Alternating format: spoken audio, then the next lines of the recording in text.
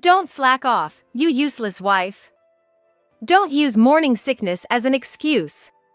My husband, looking down on me, was yelling with spittle flying. I was lying on the couch, trying to rest, and struggled to stand up. But as soon as I did, nausea surged from my stomach to my throat, and I covered my mouth with my palm. I stroked my swollen belly, trying to soothe it, but the nausea didn't subside at all. A senior colleague told me, even with morning sickness, you can still cook and clean. Besides, it's strange that you still have morning sickness with such a big belly. His words gave me a headache all over again. Morning sickness typically begins in the early stages of pregnancy and usually settles down by second trimester.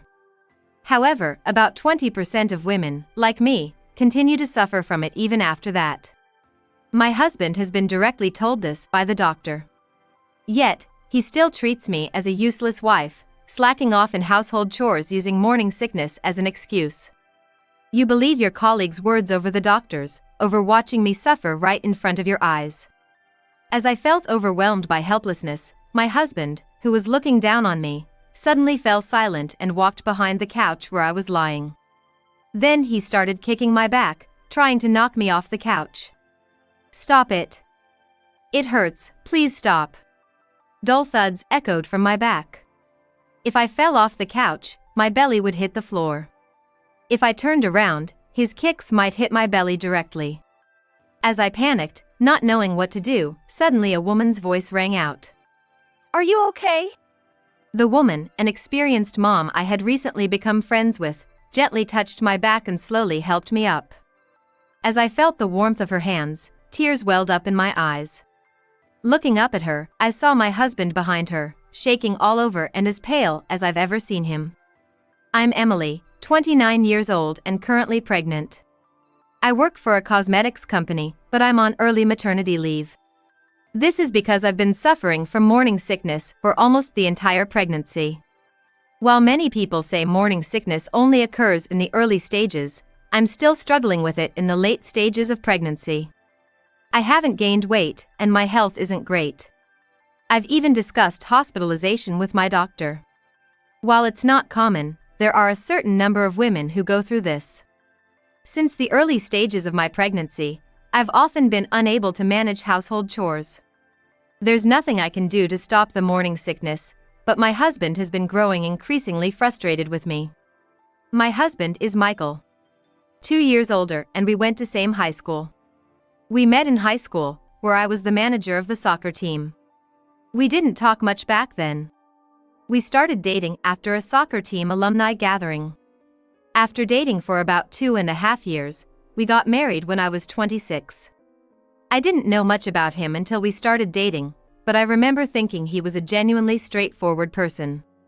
That was evident during a weekend date at a shopping mall near a toy store.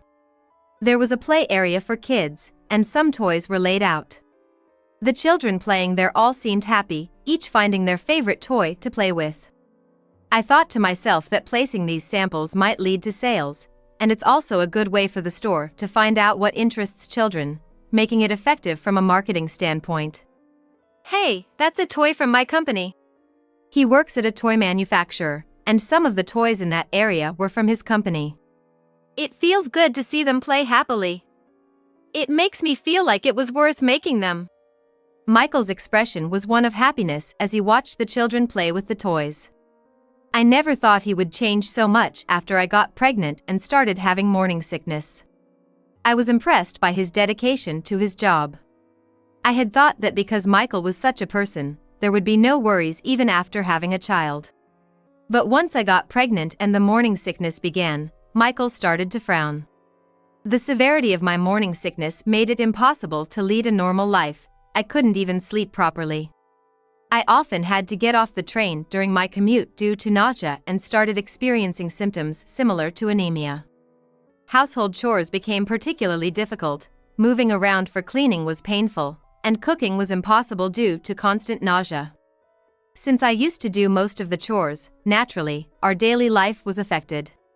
That's when Michael started to scorn me as if he had become a different person. It's really unpleasant to see your face like you're about to throw up. Can't you try to act a bit more cheerful, even if you're feeling sick? I'm not sick, so you should at least manage to serve meals. Are you trying to starve me? What is this? Did you really clean? He would express his annoyance with me every day. It was so unreasonable that I wanted to have a proper discussion about it, but my morning sickness was so bad that I couldn't even talk properly. Just sitting up made me feel sick, and talking triggered nausea. When that happened, Michael would sigh heavily and say, "Don't waste my time." When I asked why he would say such things to me, pregnant with his child, he replied, "A colleague at work said so." Who's this person? A colleague at work. He's got a wife and kids, so he's convincing. And what did he say? That morning sickness is just an excuse to slack off. I couldn't believe a man who had never been pregnant, especially one whose wife had given birth, would say such a thing. I wanted to say that, but my condition reached its limit, and the conversation ended. As I lay down on the sofa, unable to bear it any longer, Michael remarked, "It must be nice to be pregnant and able to sleep all day," and left. Why did Michael believe this guy's words? I wondered if his wife was really okay. It was someone else's business, but I was worried. Anyway, I felt it was dangerous to continue like this until delivery. The next prenatal checkup is on Saturday. Come with me. What? On my day off? You didn't even attend the parenting classes. The doctor said it's important for husbands to hear some things, so he wants you to come. My colleague said he never went to any of that. Well, at my clinic, I'm about the only one whose husband doesn't accompany her. Sounds like a hassle. Michael, who cares about his image, wouldn't like to be seen as the only unconcerned husband. The doctor really had said, it would be good if your husband could come once, so hopefully, he would say something. I hoped this would be an opportunity for Michael to change his perspective. On Saturday, as planned, I got Michael to accompany me to the prenatal checkup. The ultrasound showed the baby was a bit smaller than average, but growing healthily. I felt greatly relieved by that information. Still can't eat much? Right, I feel nauseous. During the consultation with the doctor, Michael sat next to me. You're anemic too.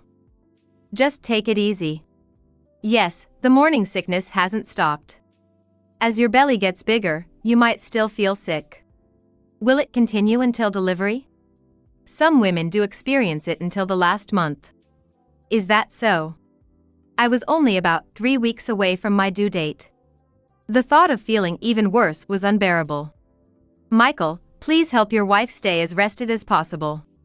The doctor turned to Michael and said. It was a reasonable request from a doctor to a pregnant woman's family. But unbelievably, Michael scoffed. Well, I have work, too. Morning sickness varies from person to person, right? Yes, but your wife's is particularly severe. The doctor calmly replied, but he seemed to have quickly understood what type of spouse Michael was. Usually very gentle, the doctor firmly corrected Michael. Have you ever had a hangover? A little, maybe. Your wife is experiencing something many times worse than that hangover, and it lasts all day. Really, like a hangover? Just sitting up makes her feel sick. Plus, she's a bit anemic, so she feels even worse. Huh. The cervical length is also short. To protect the baby, she needs to rest. The doctor earnestly explained my situation, but Michael just gave non-committal responses and even muttered. Moreover, he murmured quietly, almost inaudibly to the doctor, "My colleague said I don't need to listen to this." Looking back, Michael's behavior started changing around the time my pregnancy was confirmed. He often became grumpy, complaining about things like a pile of Uniron shirts, meaning he couldn't wear what he wanted, or that I hadn't collected the mail from the mailbox, leaving it untouched. It seems that whatever his colleague at work told him influenced him to act this way. Certainly, I had become unable to do things I used to, which might have caused inconvenience and dissatisfaction for Michael. However, it's also true that despite both of us working, I had a greater share of household responsibilities. Even when I repeatedly asked for his cooperation because I was feeling unwell, he would just say, "Pregnancy isn't an illness, so don't slack off." I never thought he was like this before the pregnancy. He seemed like a completely different person from the Michael I knew since high school. Please take care not to overdo. The doctor emphasized as I left the consultation room with Michael.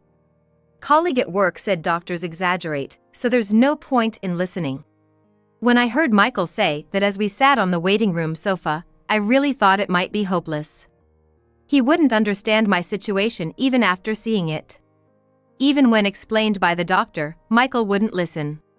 He blindly believed in the words of some unknown person at work, insisting on what suited him best. Could such a man really be a good father to our child? Moreover, was it even safe to be near Michael during childbirth and child-rearing? I had wanted to go back to my parents' home for the birth, but it was impractical. My younger brother and his family were living with my parents, and their home was too far away. Plus, I needed to look for a daycare here. Considering everything, it seemed best to give birth here. I'm going out for a while. I'll be back by dinner, Michael said as we left the hospital, leaving me alone. In other words, he expected me to prepare dinner. I wished he would eat out instead. It seemed that nothing the doctor said stayed in his head. After that, Michael didn't change. He demanded, buy beer and iron all my shirts, showing no empathy at all. He even started yelling at me for being useless when I couldn't do the housework. Despite the ongoing severe morning sickness, feeling the baby's movements was my only solace. The baby inside me is growing healthily. I must protect it at all costs. The Saturday after my prenatal checkup, I was home alone, lying on the sofa. Michael had gone out to meet his college friends and said he would return late after drinking. It was easier without Michael around. I didn't have to deal with the hassle. I just wanted to relax and take care of myself when alone. That's what I had been thinking. Still sleeping? In the evening, suddenly Michael returned home. Weren't you going out drinking? Some guy left because his kid got sick, then the others started saying they needed to be home for dinner or to bathe their kids. Pathetic, like slaves to their wives. It seemed he was the only one who wanted to keep drinking. Frustrated that things didn't go his way, Michael was in a foul mood. So why haven't you made dinner? You said you'd be out drinking. If you were coming home, you should have told me. Don't be so whiny. Michael, venting his irritation at me, shouted and stomped around to the back of the sofa. Incredibly, he started kicking my back as if trying to knock me off the sofa while I was lying down. Stop it, I cried. Pregnancy and morning sickness aren't illnesses. Stop slacking, you useless wife. He continued to kick my curled up back, which was instinctively protecting my belly. If I fell from the sofa, my belly would hit the floor. If I turned, his kicks might hit my belly directly. In a panic, all I could do was clutch my belly. I must protect this child at all costs. At that moment, that's when the doorbell rang repeatedly. It wasn't just the entrance to the building but our apartment door. Startled, Michael went to check the intercom. I seized the opportunity to rush to the front door, ignoring the pain in my back. Hey, Emily! Michael, focused only on the monitor, seemed not to notice that I had moved. From behind, he called out my name in a panicked tone. I unlocked the door with trembling hands and flung it open. I had a guess about who might be there. Emily! Are you okay?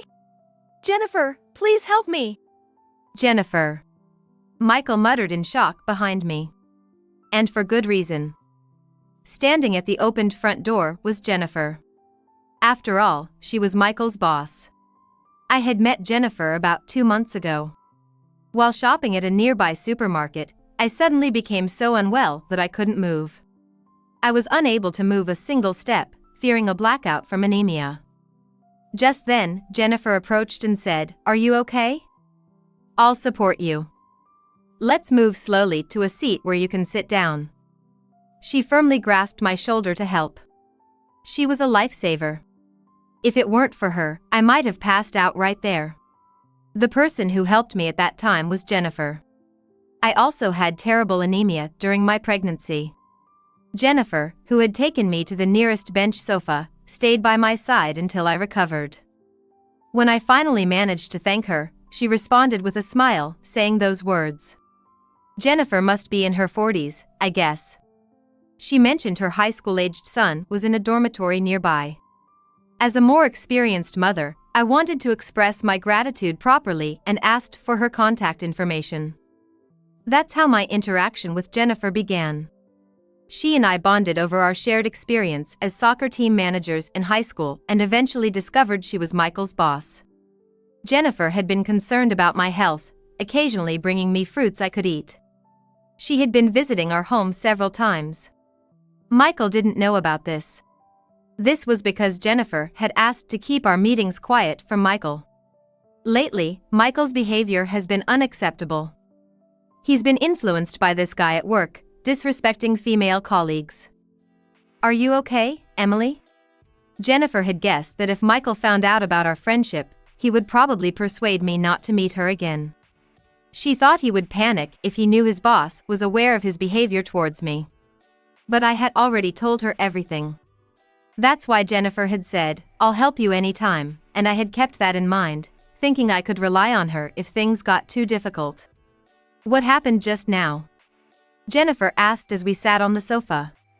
She was supposed to visit me for dinner, and we were on the phone when Michael returned, so she heard his verbal abuse. Moreover, when Michael returned home, Jennifer and I were on a call, so she could hear Michael's verbal abuse and behavior, even though it was only through audio. He kicked me while I was lying down. That's not true. Michael interjected. I couldn't believe he had the audacity to say that's not true. I couldn't forgive him anymore. He kicked me several times. I mean, it's not like that. As I didn't back down, and under the stern gaze of Jennifer, Michael's words started to falter. In response, Jennifer calmly delivered her message. I warned you before, Michael. If your behavior didn't change, you'd be removed from our project. Your conduct towards female colleagues and your pregnant wife doesn't align with developing toys for children. Please, wait. You're not suitable for this project, as a father, a husband, or a person. You're off the project. No, please, spare me from that. Suddenly, Michael slid down to kneel at Jennifer's feet. I had never seen him like this before. Even though he was in the wrong, he stubbornly said, no. It was pitiful to see how he didn't care about appearances. My disillusionment with Michael intensified in these few minutes. I won't do it again. I promise to bring good ideas. The decision is final. No retraction. Jennifer replied unswervingly. Michael is rubbing his forehead on the floor while uttering irrelevant excuses. I also thought that it's no wonder he was removed from the project. According to what Jennifer told me before, the toy project she leads is a major project planned to develop over several years, and achieving results in it could mean recognition from the company. Being chosen for this project signals high expectations within the company, so many people want to participate to boost their career prospects. Michael, about 2 years ago, was directly under Jennifer from the project's inception and had delivered results in previous product developments, so he was a member from the start. However, Jennifer mentioned that about a year ago, after getting close to a senior colleague, Michael seemed to be influenced negatively. His behavior changed, starting to make disrespectful remarks about women, causing resentment. He also began taking credit for the ideas of his female colleagues and was on track to be removed from the project during discussions with the subleaders. It's outright domestic violence towards Emily. It's dangerous, so I'll protect her. What are you saying? That's not okay. Michael retorted in panic at Jennifer's words. Despite always finding her bothersome, he seems to be worried about losing someone to take care of the house. Emily, you've got your stuff packed, right? Yes, somewhat, so I'm ready for whenever the baby comes. That's not okay. I'll report this as kidnapping to the police. Michael kept barking while following us as we walked away with our luggage. Maybe he thinks mentioning the police will make us stop. I'd rather you call them right now.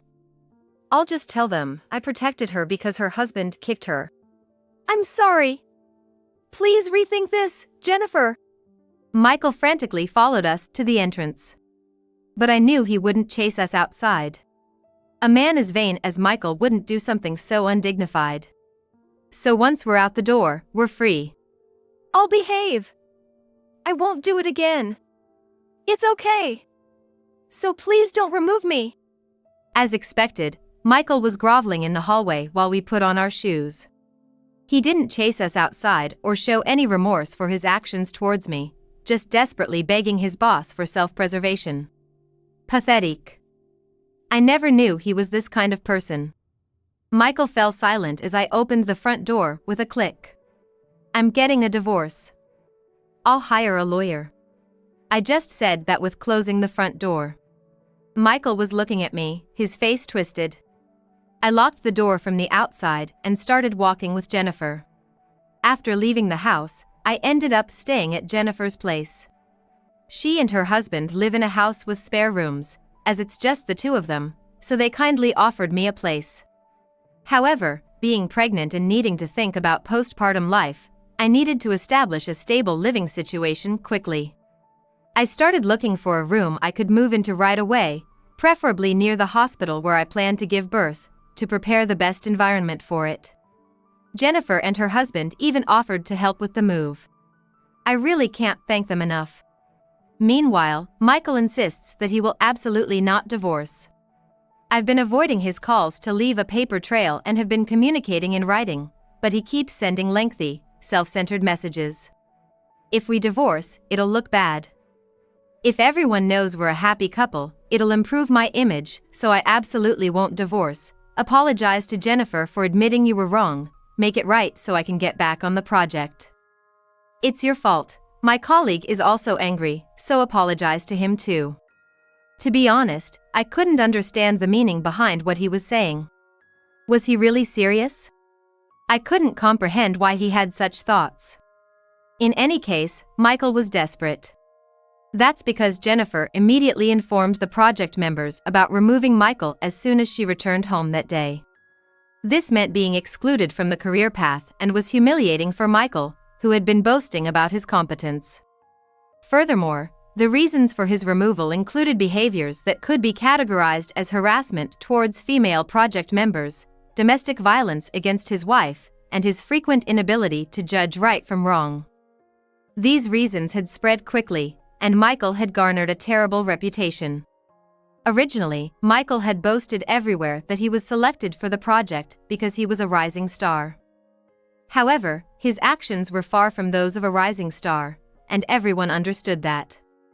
Therefore, the reactions from employees outside the project were more like "I knew it" and "serves you right."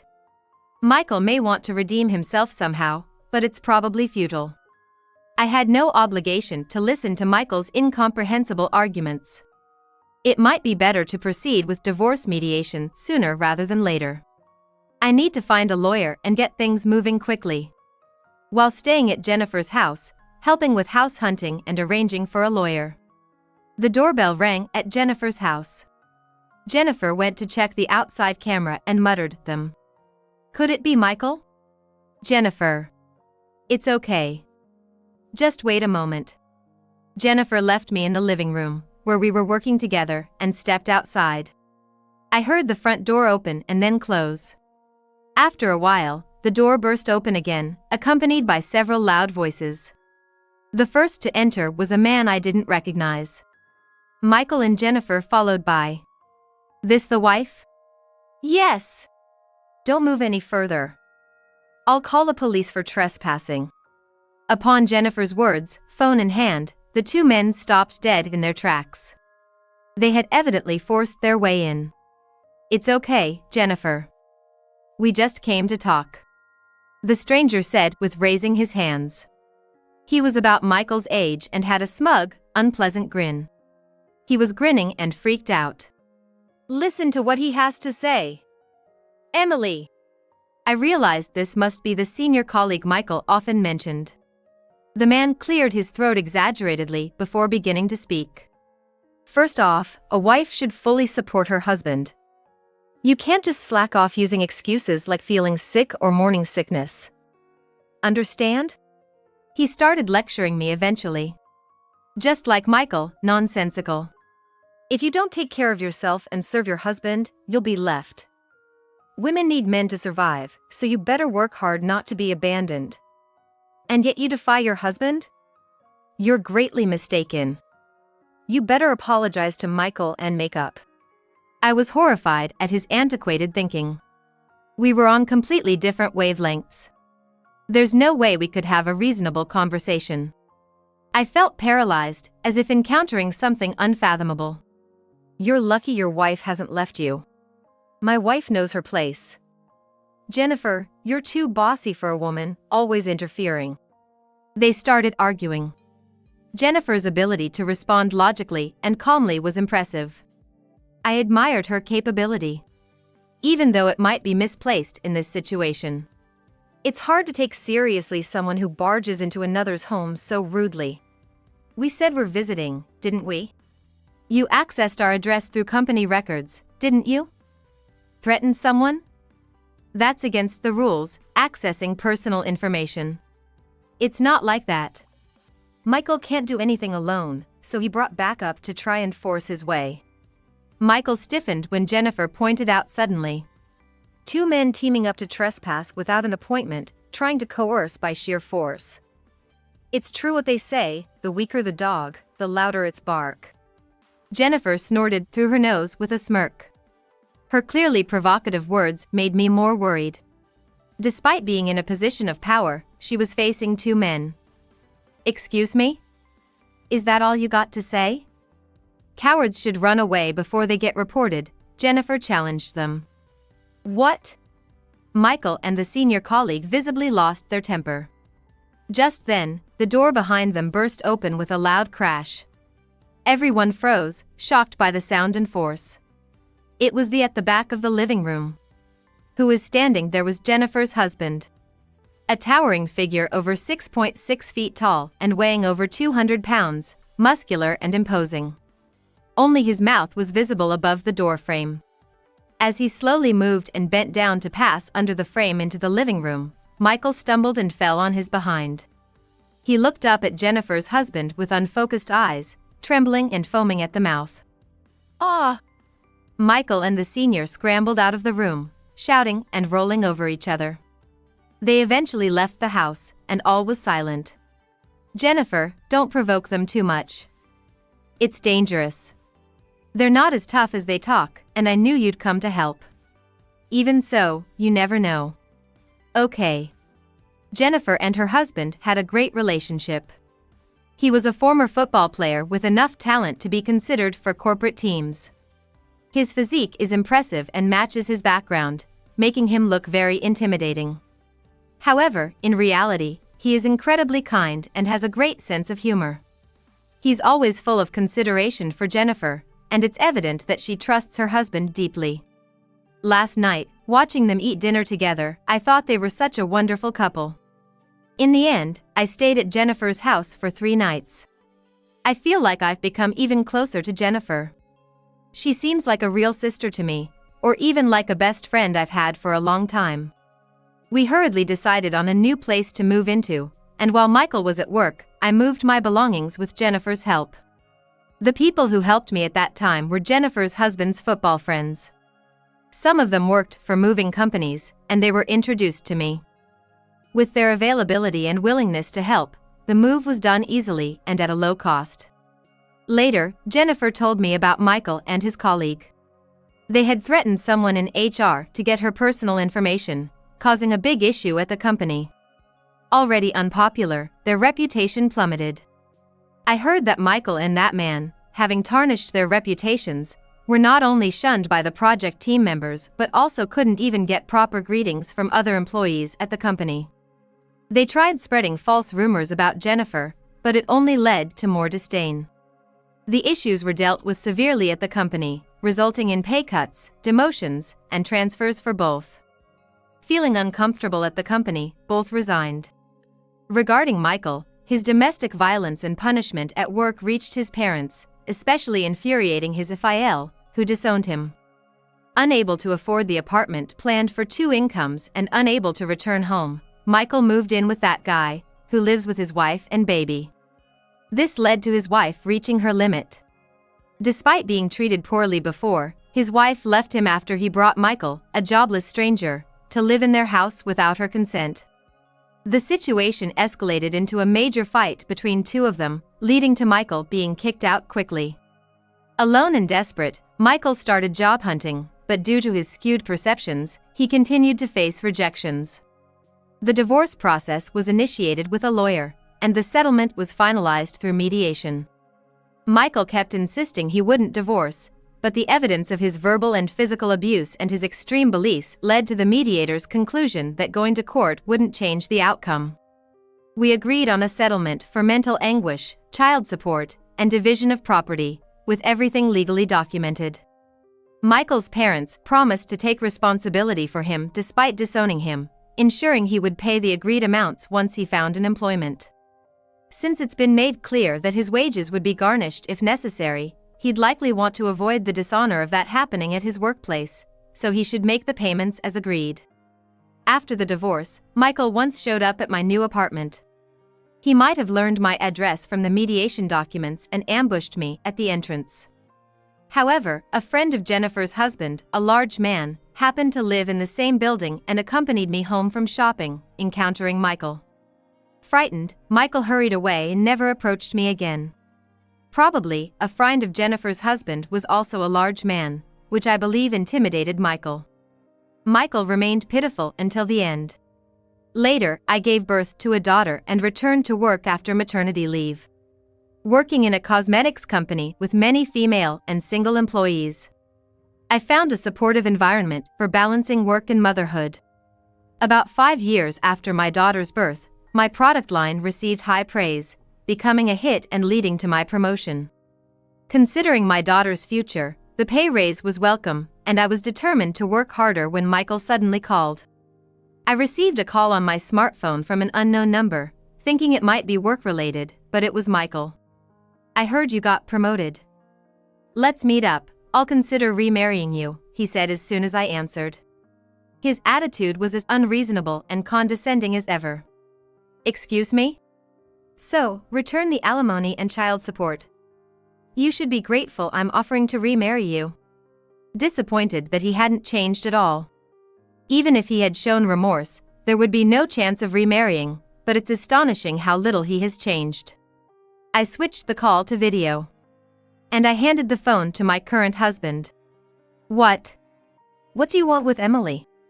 What? Hey, Emily! "Who are you?" What the? Don't mess with me! Michael stammered in a trembling voice before the call abruptly ended. I quickly set my smartphone to block the number that had just called. "Thank you." He seemed really scared, didn't he? Is he okay? My current husband, the person who lived in the same apartment complex as me when I got divorced, was the friend of Jennifer's husband I met back then. He's even bigger and more intimidating in appearance than Jennifer's husband. But he's also incredibly kind and always prioritizes me and our daughter. Emily, you have a prenatal checkup tomorrow, right? I'll come too. Really? Then it's a family outing. Yeah. Our daughter, busy drawing at the dining table, cheered. We both headed into the kitchen to hurry with dinner preparations. "Time to clean up for dinner, please. Can you do it yourself?" I can. I'm going to be a big sister. Our daughter enthusiastically started tidying up. Indeed, there's a new life growing inside me. This time, the morning sickness was mild and vanished as I entered the stable phase of pregnancy, making me wonder if the severe sickness last time was partly due to stress. Mommy, will we see the baby tomorrow? Yes, we will. Let's ask to see the baby on the tummy camera again. Daddy's coming too? Yes, he is. Haha. Our daughter giggled happily. Her smile always fills me with joy. She is undoubtedly the treasure of our family. And we're eagerly awaiting the arrival of another precious addition.